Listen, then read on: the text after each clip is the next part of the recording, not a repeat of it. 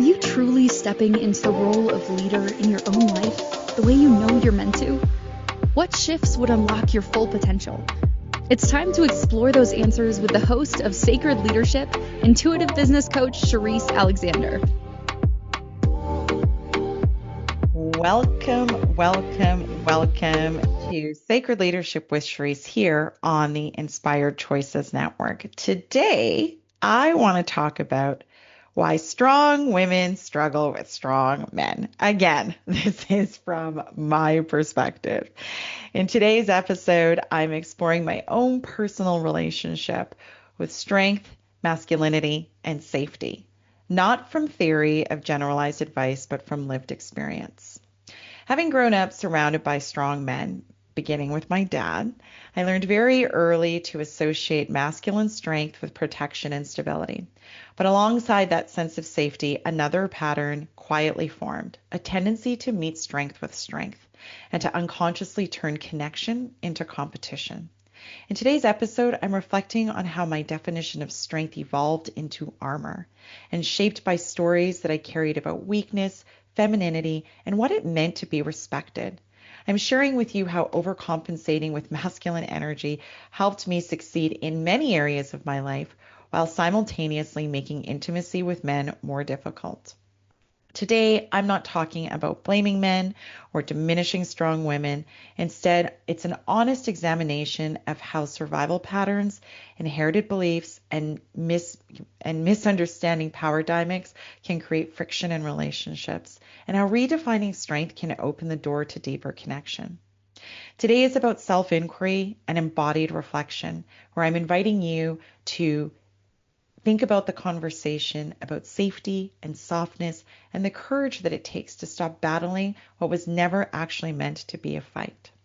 So before I go too much further down this road, I want to make sure that I highlight enough that this is not intended in any way to be about men being a problem or women being too much. This is, again, meant to be my experience, what I've observed within that, the patterns that I've lived, the stories that I've told myself, and the moments where I had to be really honest about how I was showing up.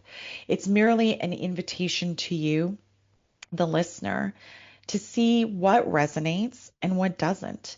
And again, if today's episode doesn't resonate with you, no harm, no foul. Keep on pushing. There's lots of episodes that maybe there will be one in there.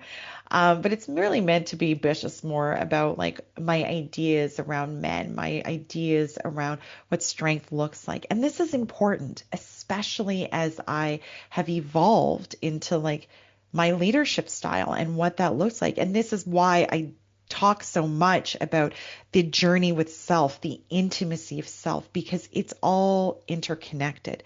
Because of my ideas of what strength looked like, those ideas formed the basis of what I thought leadership should look like. But there's been a lot of change in those ideas over the last few months and years, and hence the reason that I want to talk about it today. What I didn't see at first that was that alongside a sense of safety, something else was happening. I wasn't just being drawn to strong men. I was often in battle with them, not out of anger, not out of resentment, but out of a belief that I carried that I didn't even realize was there until like many, many years later. That to stay safe and to stay respected, to stay sovereign, I had to match their energy in the exact same way. I told myself that I was just being independent, that I was capable, that I was grounded, and I don't need any help because I'm a strong woman. But underneath that other one, that idea, there was another story, a fear around softness, a judgment towards myself of what I learned to perceive as weakness, and a really deep belief that if I ever let go of like this really strong stance of like what I thought I needed to show up like, that I would lose myself. I didn't quite even understand then that I was actually already losing myself in trying to step into something that just quite frankly wasn't who I'm supposed to be. So in today's episode, I'm not here to diagnose dynamics or give advice. I'm here to tell the truth about how strength became armor for me and how I encased my heart around that and how I eventually learned to like lay down the armor and be really, really vulnerable with the people in my life and how it's changed the way that I relate to men and to power and to ultimately myself. If any part of this really settles within you in a way that resonates, that's what that's what's yours. You can leave the rest. And this is simply my lived experience that I offer with honesty, not instruction, and to understand how all of this started with me. That I had to go back to the very, very first strong man that I knew. And that was my dad. So whenever I think of a strong man, I think of my dad. And my dad is like, he's he's really a strong man.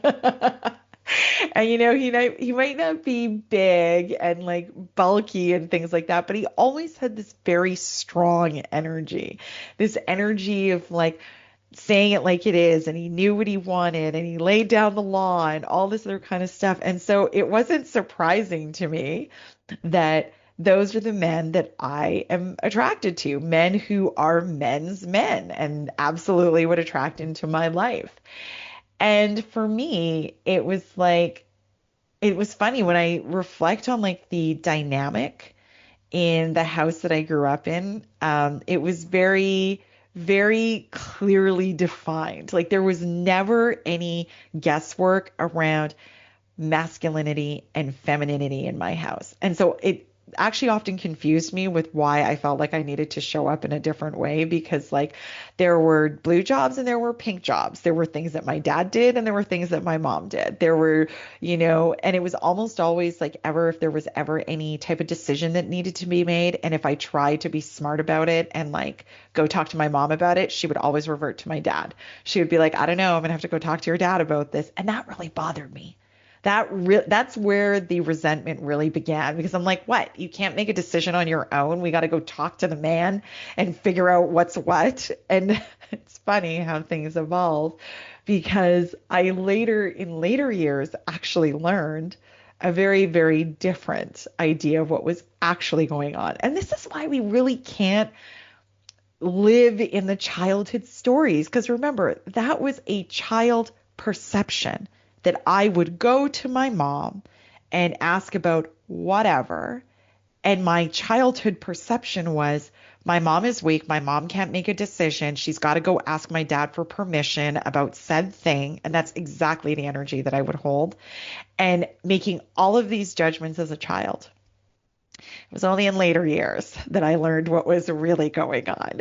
And so I'm chuckling now because it was not right. And what I mean when I say it's not right, it's not what was fact. It was 100% a story that I was telling myself. And I remember that, when I was young and like when I was reflecting on like specifically what made me feel really safe within that relationship and that connection with my dad, it was that he seemed decisive.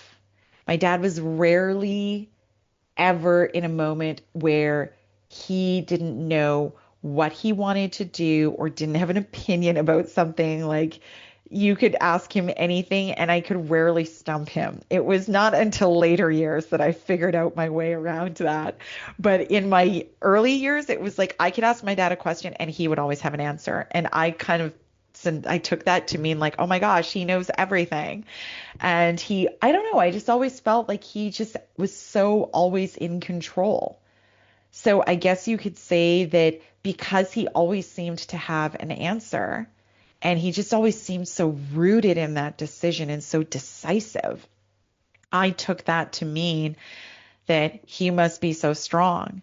And in addition to that, there's those perceptions that I had as a child, but then there were also the things that physically happen in the world. And what I mean is like my dad's a provider. My dad has always been a provider. And I witnessed this in the relationship between my parents. Like my dad was always thinking about my mom and always taking care of her and really always treating her like this very gentle being that needed to be, again, I'm saying this not with what it actually was. I'm saying this through the perception of a child's eyes. And so when I witnessed this, it was like my dad treated my mom with this tenderness that I didn't even understand. I was just like, my mom is like super strong. I'm like, why are you treating her like she's a fragile China doll that's going to break if she's got to make a decision on her own? And it was like this real resistance and this real anger and this real frustration. And I don't even know, like, even now, I'm like, what was I thinking as a child? So, as much as that strength made me feel super safe, I could see that I was making all of these judgments about my mom really sitting in her divine feminine, which was just receiving. Didn't know that as a kid, but that's what she was doing. She was doing exactly what she should be doing, which was receiving the care and the attention and the protection that my dad was providing. So even though it was one of these things that I really enjoyed as a child and then subsequently in my own personal relationships, I realized then that I started to compete with it. So not only having a resentment for weak women is what I had originally perceived my mom as, but feeling like I needed to counter that by being as strong as possible. And so this is where the seed of competition began to be sown. And so it evolved into this new lens that was like showing up in all of my connections, like specifically romantic connections, right? Where, remember I have a type that I like. I like a strong man. So because I like a strong men make their way into my experience. But then very quickly, and it's funny because, as I'm even reflecting on it now, I think about the things that my ex-husband used to say, which was like, he never felt like he had a partner. And I'd be like, what are you talking about? I'm doing all the things. Like, I'm here, I'm present, I'm this, I'm that. But now I understand that what he was actually saying is like, why does it feel so combative? Like, and it wasn't like we were fighting, but what he was picking up on, and again, didn't have the language to articulate, is he was picking up on my feeling like if I look weak, if I am soft, then he is not going to love me and he is not going to respect me. And in addition to that, like, this is how I show up strong, right? In this very masculine energy, this very divine masculine energy. So quietly, there's like this new competition that's happening that I didn't even know was going on. Like, this is so subconscious. And so and I'll be really honest, like, my experience in that particular connection is I don't feel like there was actually space for me to soften into the divine feminine. I feel like there were, even as I'm reflecting on it now, and he would have his own story and his own perspective. So I'm just, again, saying this from my experience, but from my recollection of it, it was very much one of these scenarios where if I did try to like soften and be in this like softer, more receiving feminine energy, I felt judged for it. Things like you're too sensitive or you're too much or you're too this or you're too that.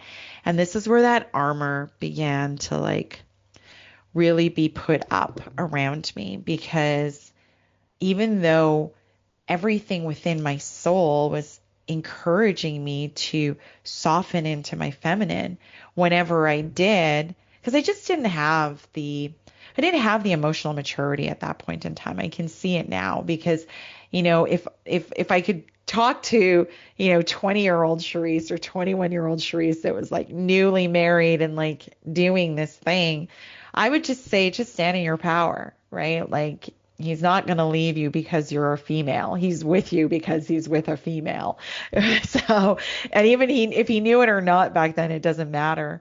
But if I had the opportunity to talk to an older or a previous version of myself, that would probably be the advice that I would give myself, right? Which is just, it's okay. You're not meant to like sit in this energy of competing and all this other kind of stuff. So, like I said, inevitably what ended up happening through that experience is that I began to become more strong.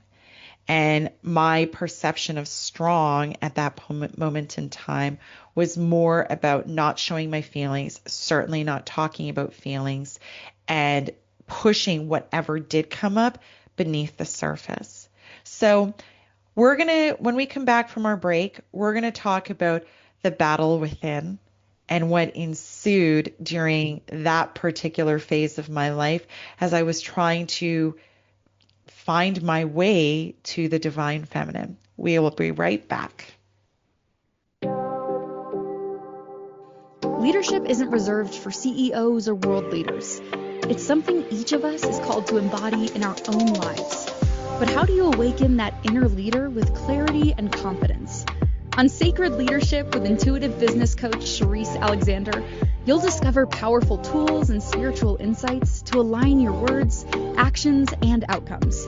Tune in every Wednesday at 11 a.m. Eastern, 10 Central, 9 Mountain, and 8 Pacific, right here on InspiredChoicesNetwork.com.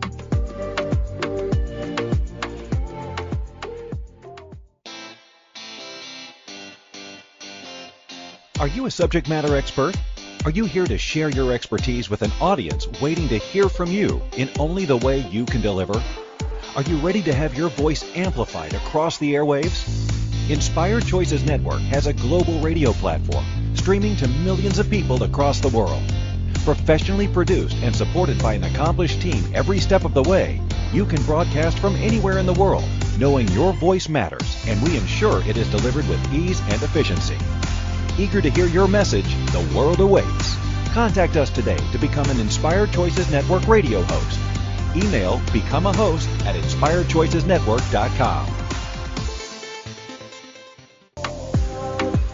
This is Sacred Leadership with Sherisse Alexander. To participate in the program, join the live studio audience in our chat room at inspiredchoicesnetwork.com. You can also send an email to Sherisse@pavitraleadership.com. Now back to the program. Welcome back to Sacred Leadership with Sherisse here on the Inspired Choices Network, where I am sharing my experience and inviting you to consider what it looks like when why strong women struggle with strong men. And in the first segment, I opened with my very personal experience, quite obviously, watching the dynamic between my parents and what I considered my dad to be a strong man. And I guess through the lens of a child, you could say that I considered my mom to be what I had defined at that point in time as a weaker woman. And with all of those ideas firmly planted in my head, I then went on to take those ideas and have them play out in a marriage. And right before we went to break, one of the things that I was recalling was when my then partner would say things like, he didn't feel like he had a partner. And logically, consciously, I could not understand what the heck he was talking about. It's actually even only now that I was prepping for this episode that I'm like, oh, that's what he meant. Neither of us had the language or the awareness or the understanding to get that what he was picking up very energetically is like I was competing with him. He was a strong man, and I was trying to show up in a strong masculine way as well. And I felt like, true or false, doesn't matter. It's the choice that I made. But I felt like I needed to do that in order to stay in this connection. Because whenever I felt like I wanted to settle into my more feminine side of things, it would be the narrative around being too emotional or being too sensitive or any of these things that would eventually lead me to encasing myself or hiding my heart behind a wall and pushing any feelings that came up down and not ever acknowledging them. And that is where I could say that it felt like this is where I really began to lose so much of myself, because I'm a woman. I very much sit in my divine goddess energy today.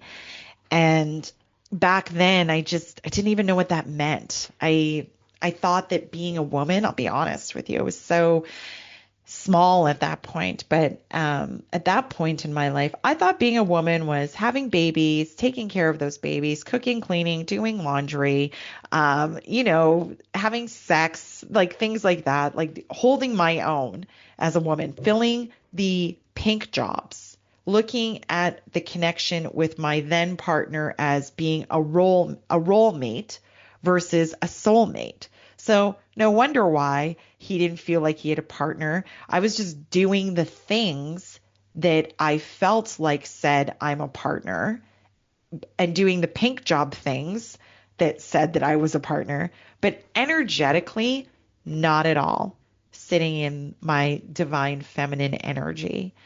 And I guess you could say that I did that from a place and space of like, of course, trying to hold security and trying to stay safe in the connection and making sure that, we didn't rock the boat too much, and making sure that he was happy, and, all of these other kinds of things that inevitably happen or can sometimes happen in a relationship. So I felt like I needed to like bury this part of me that is absolutely a part of me in order to prove that I was strong to myself and to my then partner, and possibly to like everyone else around me. And at the time, I didn't even know that I was like slowly burying parts of myself, that I was like not, and it colored everybody's experience even now as I think about it, because people would always say that I'm pleasant enough, or I'm nice, or whatever the case may be. But it wasn't until I was out of that relationship where people were like, "Oh, you were nice before, but like now you're really nice." Right? And I was like, What are you talking about?" And it's so funny because you can't see yourself. This is why the need for the mirrored experience, because I couldn't see myself. I couldn't see how I was showing up. I couldn't see the cost and the price of like burying deeply like all of these parts of myself that were such a integral part of myself. And so I realize now that like I don't regret decisions, right? But I realize now that because I had these really interesting ideas about masculine and femininity and softness versus strength, and what that looks like from men to women and so on and so forth, that I was like really, I was punishing him. I was punishing me. He was losing. I was losing because of my own inability to like be soft and be vulnerable and really stand strong in that. And now I know all these years later that that is actually the true strength. Vulnerability is strength. Vulnerability takes courage. It takes a lot to trust someone else and be soft with that and literally expose your underbelly. So even though it's like a very vulnerable position, it's also a strength position. And that realization did not come until many, many years later, like 8 or something like that. Like I don't even, like 8 years after the marriage ended is what I'm saying, is when that became a real visual awareness that the courage that someone needs to have. And I'd heard this recently, and I'm sure that it's all over Instagram or all over the internet, but it's like, if you think about it, courage is really when we do something that scares the shit out of us. Like there's something that you want to do and it terrifies you to do it, but you do it anyways. And that's really what courage is, which is a function of strength to be able to do that. And that's what I mean when I say that's really where the strength lies, is in the softening, in the vulnerability. And why this is so important, and I'll tie this all into the end in terms of like leadership, because that's where we're going with this, especially as female leaders. But it was after I began to really soften into my feminine energy that these stories about my ideas on what strong women look like and what weak women look like really began to come to the surface. Now, this one's real personal. So this was probably about 3 years ago. And this is right when I started working with one specific and very, very helpful coach, very, very intentionally. And I remember the day like it was yesterday, but it was like, it felt like there was like a blockage in my progress. And she just said to me, she's like, just, ask yourself what needs to be healed, and whatever visually comes to you, just kind of go with that, either visually or like the memory or whatever the case may be. So I did this. I was doing a meditation and I said, okay, dear higher self, what needs to be healed next?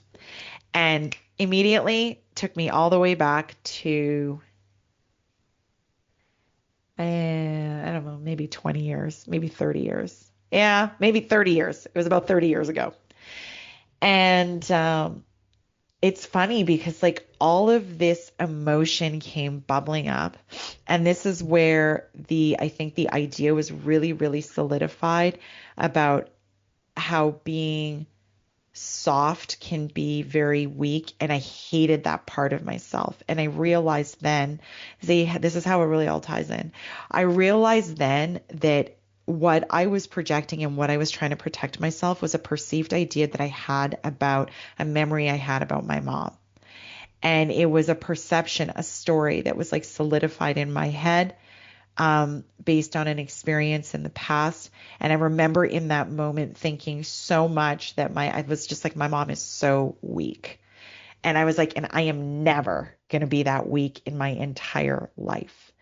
And that really solidified it for me back then. And then I buried it.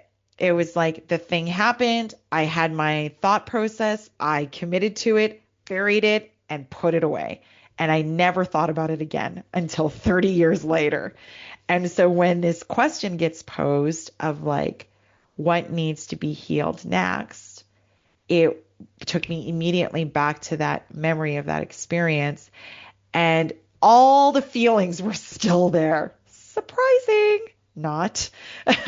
It was not surprising at all because I never processed it. I never got to feel angry. I never got to feel any of the things. I never got to like rage and scream. And so when I'm recounting this experience to, my coach after like the progress that I made, see, this is why this journey can feel really icky at times, because imagine my surprise, like I'm explaining the memory that I had to her, the experience, and I am full tilt, like yelling at her.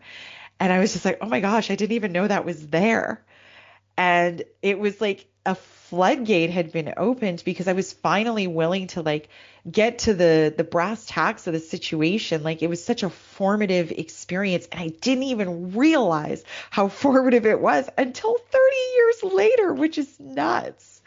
So once I began to like really lean into that and now really start to peel back like the layers of it, and it's the beautiful thing about when we do this work with like intention and consciousness, is like I was then able to look at it from, instead of, young Sherisse, I was now able to look at it as adult Sherisse that had all my own experiences since then.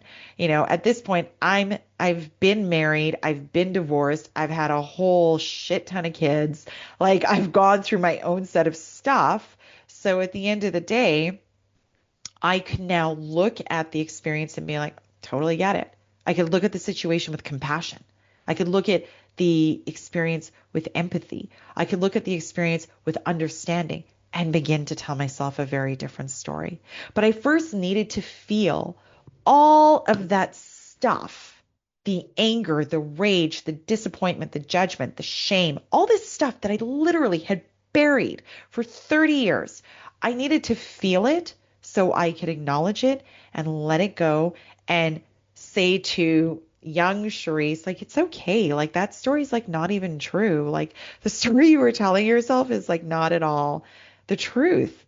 this is possibly like, now that you have all this experience that's happened, this is very likely the truth instead. Why don't we migrate it? And so it was so healing. It was so healing, not only for me as an individual, but the relationship with my mom, because I was holding all of this anger and all, and I've never said any of this to her, like none of it. So she didn't even know that quietly within me, I was like holding all, and she was actually probably picking up on it, because there would be times over the years where she'd be like, "You think I'm a horrible mom?" And I'd be like, "No, I never said that. You did." But now I can see how she was probably energetically picked, because I never, ever, ever would say to my mom that she was a horrible mom. If anything, I would say the exact opposite, which is like, my parents really did everything they possibly could to be the best parents that they could possibly be. They loved us to the best of their abilities. They gave us everything that they wanted, or that we like, they were just really good parents. Young Sherisse didn't know that. It's only older Sherisse that knows that. And so energetically, that's really what she was saying to me, because she was picking up on this resentment that I was holding, this anger that I was holding. And once I was able to like look at it through adult eyes and banish that story, that is when the shift began to happen. Not only in the dynamic between myself and my mom, which has evolved in such a beautiful, beautiful manner without ever having a conversation like, this happened and that happened, and I'm so mad. We never had that conversation. It was just me just being like, oh, okay, that's what happened. So anyways, we are going to continue about the evolution of this, my idea of what strong women look like and what weak women look like, when we come back from this next break. Leadership isn't reserved for CEOs or world leaders. It's something each of us is called to embody in our own lives. But how do you awaken that inner leader with clarity and confidence? On Sacred Leadership with intuitive business coach Sherisse Alexander, you'll discover powerful tools and spiritual insights to align your words, actions, and outcomes. Tune in every Wednesday at 11 a.m. Eastern, 10 Central, 9 Mountain, and 8 Pacific, right here on InspiredChoicesNetwork.com.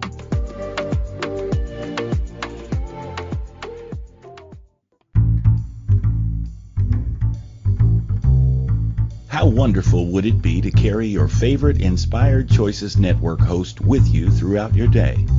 Well, now you can. Inspired Choices Network now has its very own mobile app. Our free app offers live streaming shows, along with thousands of podcasts and TV episodes. Our shows cover a wide variety of topics. Whether you're waking up with us, carrying us through the day, and taking us to bed with you, we're always here for you to enjoy. We're easy to find. Just search for Inspired Choices Network in the Apple App Store or Google Play Store. This is Sacred Leadership with Sherisse Alexander. To participate in the program, join the live studio audience in our chat room at InspiredChoicesNetwork.com. You can also send an email to Sherisse@pavitraleadership.com. Now back to the program. Welcome back to Sacred Leadership with Sherisse here on the Inspired Choices Network, where today I'm talking about, in my experience, why myself as a strong woman really struggled with strong men throughout, well, a lot of my life. But before we get back to the awarenesses that began to surface at this point, I just want to take a moment to say thank you so much for joining me here week after week. And if you are enjoying the content that I am bringing every Wednesday, please go to your favorite podcast platform and give me a review. I won't even actually ask for a 5-star review, just a review. Give me some feedback so I know that if you like it, if you don't like it, if you have questions or concerns or anything like that, you can always shoot me an email, Sherisse@pavitraleadership.com. That's SHERISSE at PAVITRA leadership.com. Now, getting back to what I was talking about, right before the break, I was sharing with you the awareness that began to, like the real truth that was playing out here in the subconscious that I became aware of only a few years ago. And it had related to an experience from like 30 years ago. But that experience 30 years ago really solidified my idea of how women should show up and how I would choose not to show up.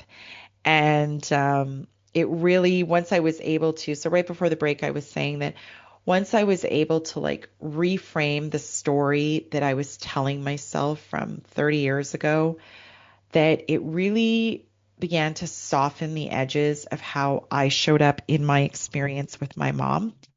And as I was saying, for me, I never had a conversation with my mom about it. I never said this happened and that happened and I was angry and all this other kind of stuff. It was just this newfound awareness and this understanding, looking at it through an adult set of eyes, that none of those things that I told myself were true.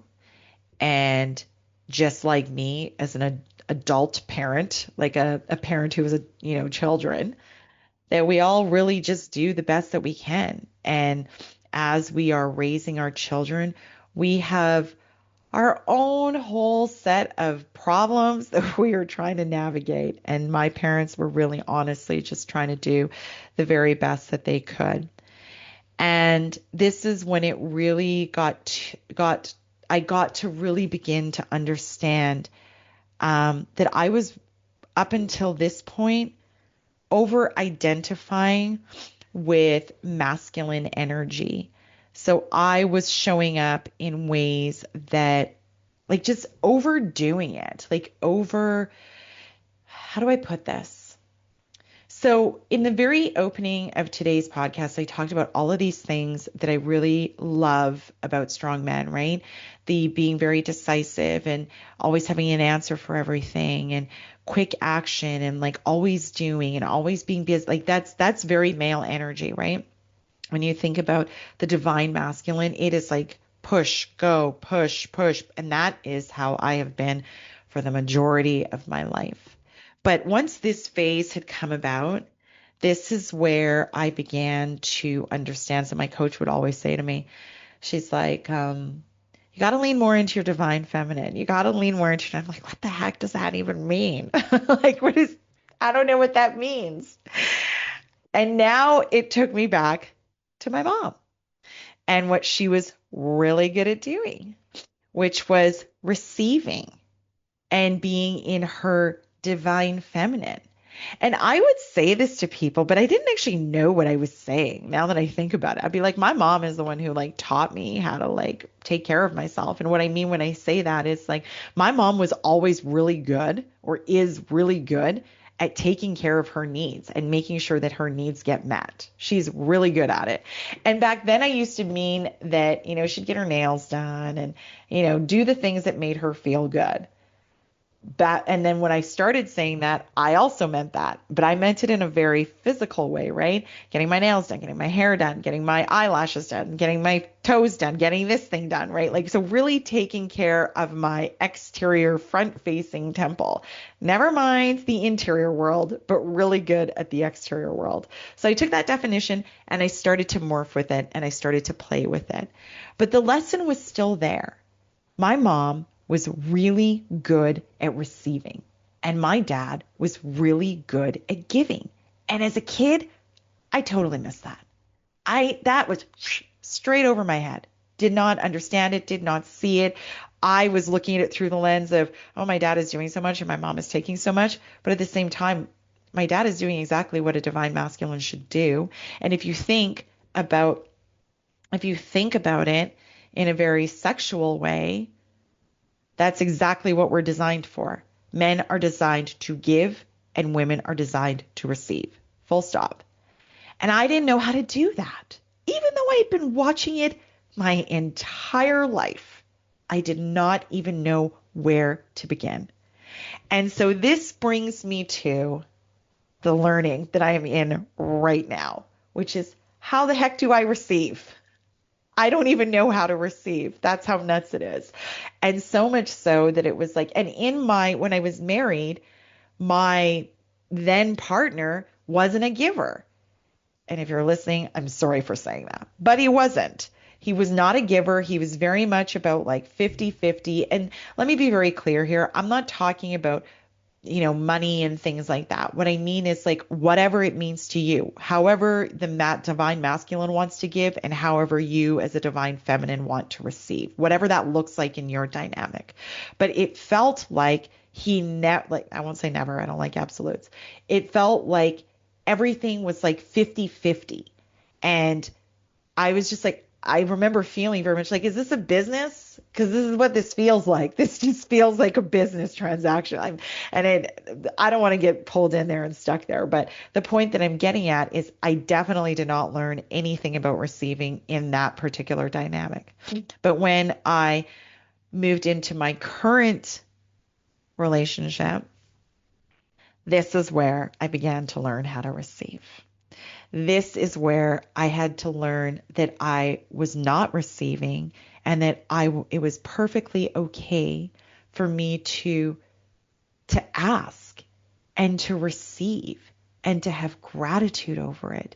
And that it didn't make me weak and it didn't make me soft. It didn't mean that I was incompetent. It didn't mean any of those things.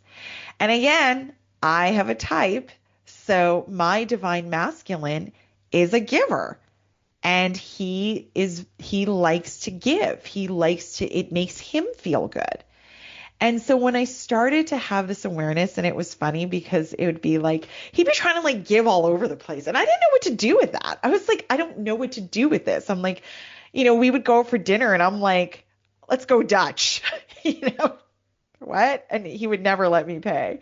And it was funny because he would just never let me pay, and I didn't know what to do with that. I was just so not used to it. And then I finally said to him, I said, you know what? And this is not that long ago, like it's not yesterday, but it's a few years ago. And I just said to him, I said, you know what? I just need you to be really patient with me. I'm like, I am not used to somebody who wants to take care of me. And I am not used to somebody that wants to just like take care of my every need. I am learning how to receive. So as much as like it's so natural to you, it is not natural to me, and I love it. So please don't stop. But I am learning. So please be patient. And it is a constant learning because it's not even just about receiving anymore. It's about asking. And this ties into so many things. For those of you who are like, into different parts of spiritual, actually, I'm not even going to go there. I wanted to talk about like a wound of mine and why it's like so important to learn how to receive, and not even just receive, but also ask. And it was like in all the little things. It would be like somebody would say, oh, you look really pretty today. And I'd be like, and not even from the place of, no, I'm not. I'd be like, I would deflect the compliment and turn it back to them. And that is like, if you think about that, like on an energetic level, that's like the universe giving you something and saying, I don't want it. Get it out of here. So I had to like even learn how to receive a compliment. So instead of just being like, turning it back to them and deflecting it because it made me so uncomfortable. Like, do you hear that? The lunacy around that, the lunacy around not being able to accept things. I had to teach myself how to begin to be comfortable with receiving. So now if somebody gives me a compliment, I'm like, thank you so much for those kind words. Thank you so much for sharing that. When things come into my world, like physical things, it used to be that I'd ask all the questions, why? Why is this person being so generous? Why is this thing happening? No more. I will just say thank you so much for being so generous. I used to say things like, you didn't have to. Now I'm like, of course they did, because it came through the universe. So not like they had to, but of course it was coming to me because I deserve all amazing things. All of it. All the love, all the money, every single thing that I dream about, I deserve. And that's why this was so important, to begin to like allow the divine feminine in me to come to the surface and be okay with my divine masculine doing what he does. And then the other part of this, very relationally, was What does that say to a man when I'm just like, I got it. I got it. I can do it. I don't need you. Then what the heck do I need him for? Like, just think about that. And this is where that book, Men Are From Mars, Women Are From Venus, comes into play. And he talks very clearly in that book about psychologically men desiring to like take care of women, to be needed in that way, to be like, to do that part that is so part of their makeup. And every time I would say, I remember even once saying to and this was just like, I only reflected on this many years later. I'm like, wow, I can't even believe that I said that. But I knew what I was saying. I just did not articulate it very well. But there was one time in my then relationship where I was just like, I don't need you. I choose you. And I know there's a lot of energy out there like that, but I just want you to sit with that. As for women that are listening today, think about what that sounds like. If a man actually said to you, I don't need you. I choose you. Does that feel good? Does that feel warm and fuzzy? And like you just want to have like a really deep connection with this person? And when I really listened and felt into like the energy around those words, I was intending it as a compliment, but it was not ever received as a compliment. If anything, it was very, very hurtful and very, very painful to be in the energy of, I don't need you. Of course, none of us need each other. It doesn't need to be said. So anyways, before we go to break, next we're going to be talking about the massive shift and how this really began to open up all different parts of my life. We'll be right back after this break. Leadership isn't reserved for CEOs or world leaders. It's something each of us is called to embody in our own lives. But how do you awaken that inner leader with clarity and confidence? On Sacred Leadership with intuitive business coach Sherisse Alexander, you'll discover powerful tools and spiritual insights to align your words, actions, and outcomes. Tune in every Wednesday at 11 a.m. Eastern, 10 Central, 9 Mountain, and 8 Pacific, right here on InspiredChoicesNetwork.com.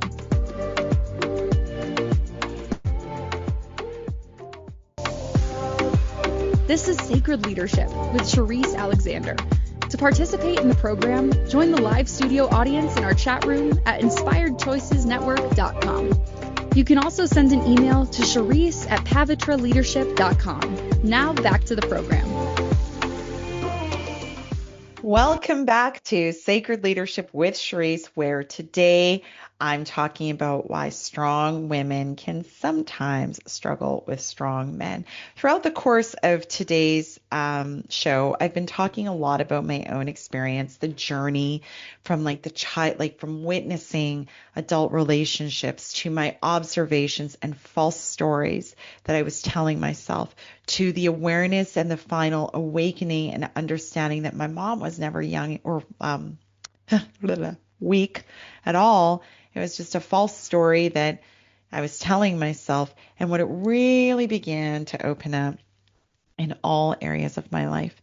And right before the break, I was sharing about the dynamics of my experience in these divine feminine, divine masculine relationships, and how I had to begin to teach myself or soften. This is where the softening really happened.